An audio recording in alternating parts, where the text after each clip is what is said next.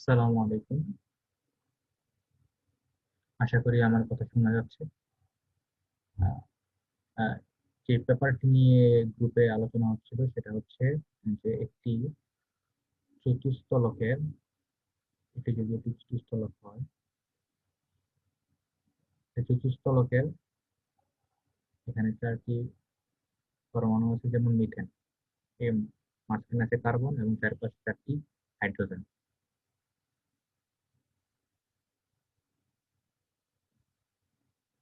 তাহলে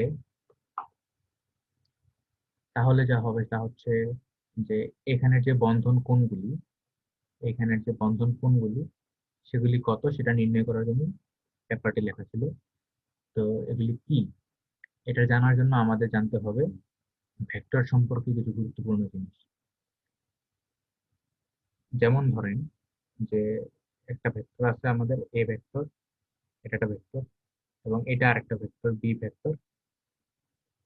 এটা হচ্ছে এ ভেক্টর, এটা বি ভেক্টর, এবং এদের মধ্যবর্তী কোণ হচ্ছে আলফা। তাহলে A vector dot B vector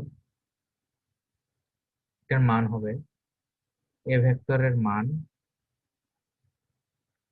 গুণ বি ভেক্টরের মান গুণ এই যে এদের মধ্যবর্তী যে কোণ ছিল, মধ্যবর্তী কোণের কোসাইনের গুণফল।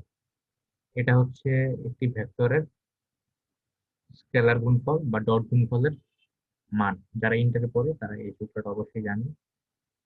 তো এখানে ধরে নিয়েছি যে প্রত্যেকটা যে বন্ধন আছে, এই প্রত্যেকটা হচ্ছে একটা ভেক্টর, এবং প্রত্যেকটা ভেক্টরের মান হচ্ছে এক, অর্থাৎ প্রত্যেকটি হচ্ছে একক ভেক্টর। ধরলাম এটা হচ্ছে আমাদের ইউ1 ভেক্টর, এখানে যে বন্ধনটা আছে এটা হচ্ছে ইউ2 ভেক্টর, এখানে যে বন্ধনটা আছে এটা হচ্ছে ইউ3 ভেক্টর, এখানে যে বন্ধনটা আছে এটা হচ্ছে ইউ4 ভেক্টর। এখন একটা নীতি আছে, সেটা হচ্ছে ভেক্টরের সাম্যতা নীতি। মনে করো এখানে হচ্ছে তোমার কাছে একটা বল আছে, এবং এদিকে একজন 2 নিউটন বলে টানতেছে, এদিকে একজন 3 নিউটন বলে টানতেছে, এদিকে একজন কি বলে 3 নিউটন বলে টানতেছে। তাহলে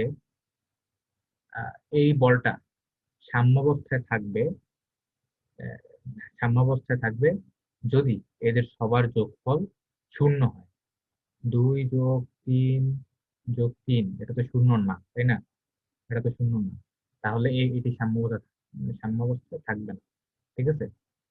ভেক্টর কিন্তু এখানে এখানে যদিও ভেক্টর হিসেবে দেখাইনি আমি, শুধু মানগুলো নিচ্ছি। তো ভেক্টরের সাম্যতা নীতি কি? যে কোনো একটি জিনিস স্থির অবস্থায় থাকবে যদি সকল ভেক্টরগুলির যোগফল শূন্য হয়। তো এই জিনিসটাকে সাধারণভাবে তো আমরা স্থিরই দেখি, মিথেনকে তো স্থিরই দেখা যায়। এই জিনিসটা স্থির অবস্থা, এই পার্টিকেলটি স্থির অবস্থায় থাকবে যদি ভেক্টরগুলির যে যোগফল, এই ইউ1 ভেক্টর, ইউ2 ভেক্টর, ইউ3 ভেক্টর আর ইউ4 ভেক্টর, এই ভেক্টরগুলির যোগফল তাহলে শূন্য, ভেক্টরের সাম্যতা নীতি অনুসারে। এখন উভয় পক্ষকে আমরা ইউ1 দ্বারা গুণ দিই, এবং ডট গুণ দিই, স্কেলার গুণ। ইউ1 plus ইউ2 plus ইউ3 plus ইউ4 equals to 0।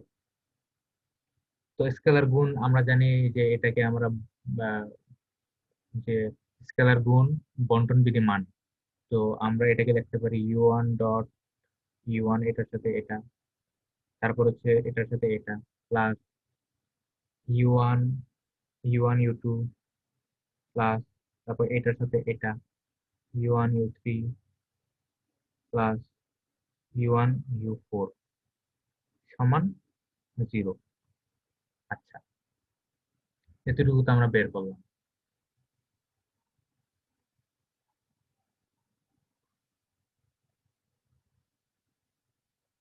তারপর আমরা দেখি যে